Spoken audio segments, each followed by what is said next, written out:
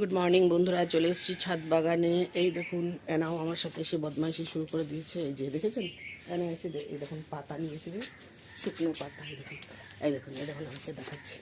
দেখেছেন দেখেছেন দেখেছেন মাজেল কেন আমি পড়াই, দেখেছেন? এই জন্য মুখে মাজেল দিই, দেখেছেন? এই দেখুন, দেখেছেন? এই কামড় দিচ্ছিস কেন তুই? তুমি আর দিবা না। এই তুই কামড় দিচ্ছিস কেন? দাঁড়া, আমি এখন কথা বলতে পারছি না। সকালবেলা উঠেছি, এমনি গলা টলা আমার ধরে আছে। একটা জিনিস দেখাই আপনাদের, ওর বদমাইশি তো চলতেই থাকবে। তাও আমি একটা জিনিস আপনাদের এই দেখুন, লাউ গাছে আমার পলিনেশন করিয়ে দিয়েছি। এই যে লাউয়ের কড়া পড়ে গেছে।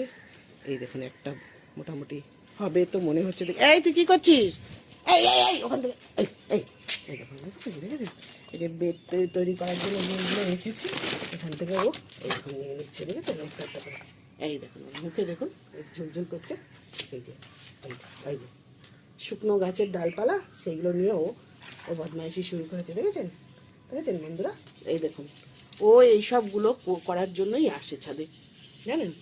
লাউটা দেখাচ্ছিলাম, দেখাতে দেখাতে আমাকে চলে আসতে হলো। দাঁড়া, আমি লাঠি আনছি, দাঁড়া। এই দেখুন কত কড়া পড়েছে। এই একটা আমি কদিন আগে একবার ভিডিও করেছিলাম, কিন্তু তাতে তখন বলেছিলাম যে আপনারা দেখতে পাচ্ছেন না ভালোভাবে। এই যে এবার আস্তে আস্তে বড় হচ্ছে যখন, তখন আপনারা দেখতে পাবেন। এই দেখুন কত কড়া পড়েছে। এটা তো বড় হয়ে গেছে, নিচের দিকেও কড়া পড়েছে। এই দেখুন, এই যে বেশি টানাটানি করা যাবে না যেহেতু ফল ধরেছে।